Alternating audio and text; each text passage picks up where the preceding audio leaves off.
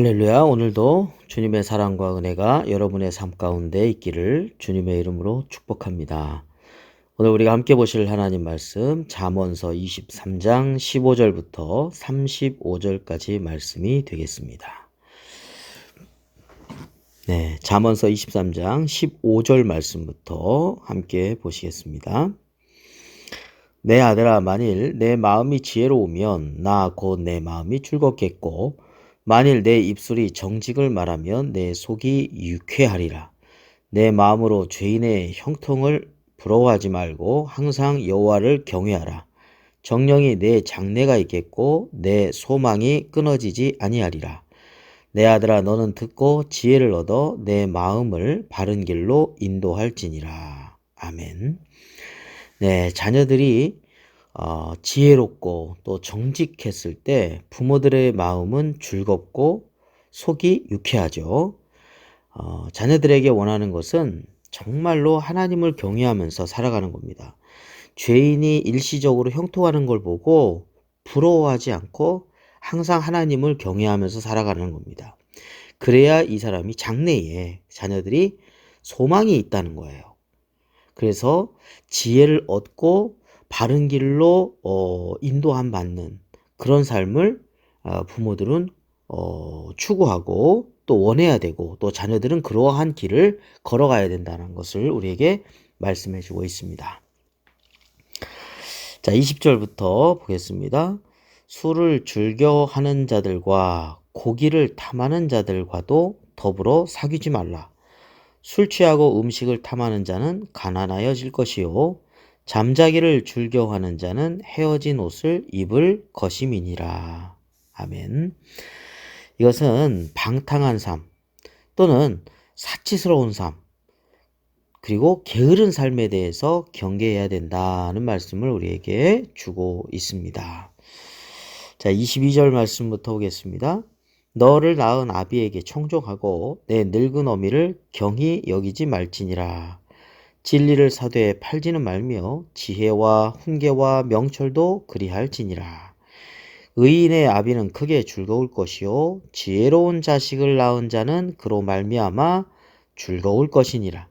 내 부모를 즐겁게 하며 너를 낳은 어미를 기쁘게 하라.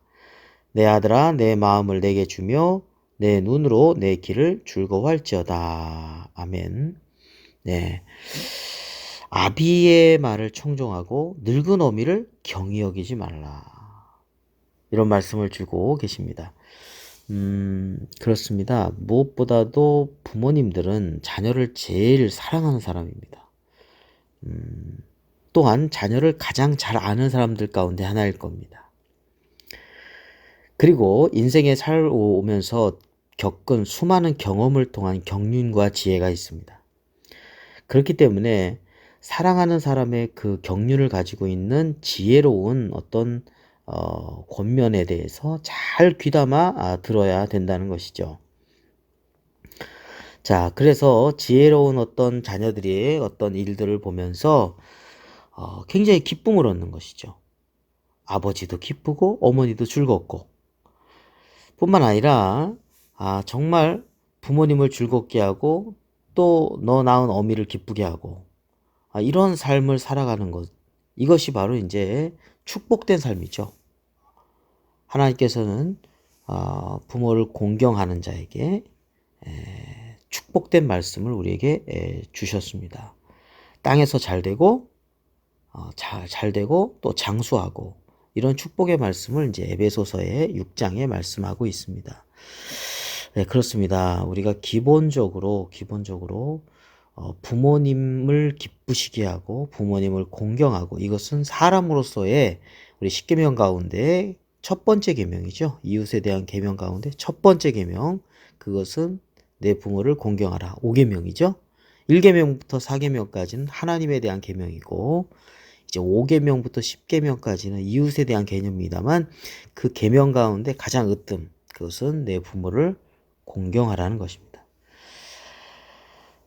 27절 말씀부터 보겠습니다. 대저 음녀는 깊은 구덩이요 이방 여인은 좁은 함정이라. 참으로 그는 강도같이 매복하며 사람들 중에 사악한 자가 많아지게 하느니라.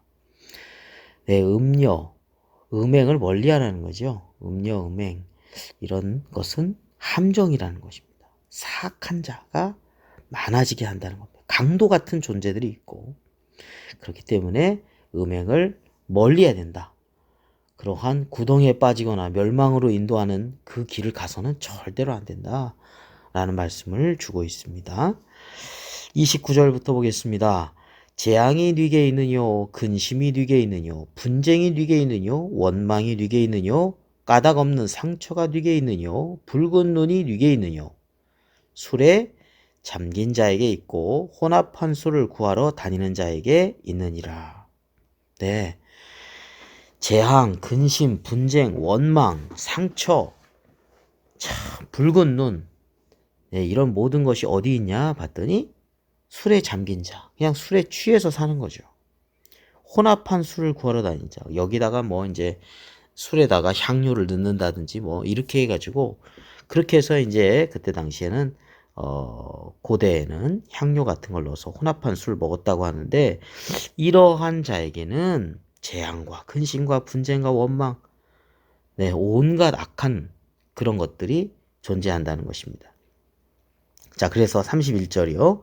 포도주는 붉고 잔에서 번쩍이며 순하게 내려가느니 너는 그것을 보지도 말지어다.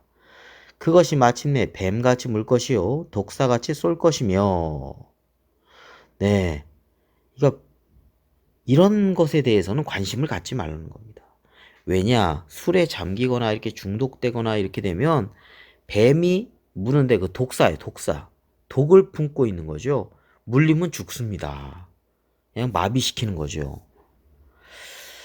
그런 위험에 대해서 말씀하고 있는 것입니다. 33절입니다. 또 내 눈에는 괴이한 것이 보일 것이요 내 마음은 구부러진 말을 할 것이며 너는 바다 가운데 누운 자 같을 것이요 돛대 위에 누운 자 같을 것이며. 막 괴이한 것이 보여요. 예. 나중에는 술이 사람을 먹죠. 예. 처음에 사람이 술을 먹지만 자, 그렇게 되다 보면 괴이한 것이 보이고 말도 구부러진 말. 이게 자기가 해야 될 어떤 마땅한 말이 아니라 엉뚱한 말, 잘못된 말, 그냥 서슴없이 해야 되는 거죠.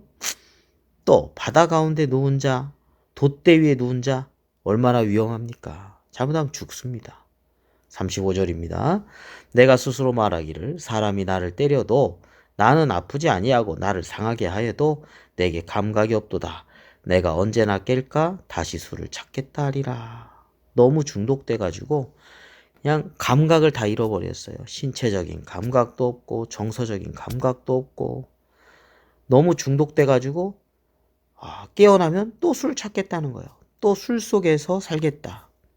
이렇게 중독되고 방탕한 삶의 결과는 파멸입니다. 에베소서 5장 18절 말씀 보면 우리에게 이렇게 말씀하고 있습니다. 술 취하지 말라. 이는 방탕한 것이니 오직 성령으로 충만함을 받으라. 이렇게 말씀하고 있습니다. 오늘은 자녀들에 대한 어떤 당부의 말씀을 하죠. 지혜로운 삶을 살아라. 그리고 사치방탕 게으른 삶 살지 말고 그리고 음행을 멀리해라. 그리고 술을 멀리해라. 이런 말씀을 우리에게 주시고 계십니다. 오늘 하루도 주의 은혜와 주님의 인도하신 가운데 복된 하루가 되시기를 주님의 이름으로 축원합니다. 기도하겠습니다. 거룩하신 아버지 하나님, 우리의 자녀들을 위해서 기도합니다. 우리의 자녀들이 세상 속에서 악한 자의 형통함을 부러워하지 않게 해주시고 하나님을 경외하며 올바른 길을 걸어가며 부모에게 기쁨이 되는 자녀들 되게 하여 주시옵소서. 또한 이 세상 속에 술의 문화가 얼마나 젖어 있는지 모릅니다. 그곳에 중독되거나 방탕되거나 사치하는 그런 삶 살지 않게 해주시옵시고 아버지 하나님 여러 가지 성적으로 문란한 음행 가운데 아버지 하나님 자녀들이 빠지는 일이 없게 하여 주시옵시고 아버지 하나님 온전히 하나님만을 바라보며 말씀 가운데 믿음 가운데 살아가는 복된 가정들 다 되게 하여 주시옵소서. 예수 그리스도의 이름으로 기도드립니다. 아멘.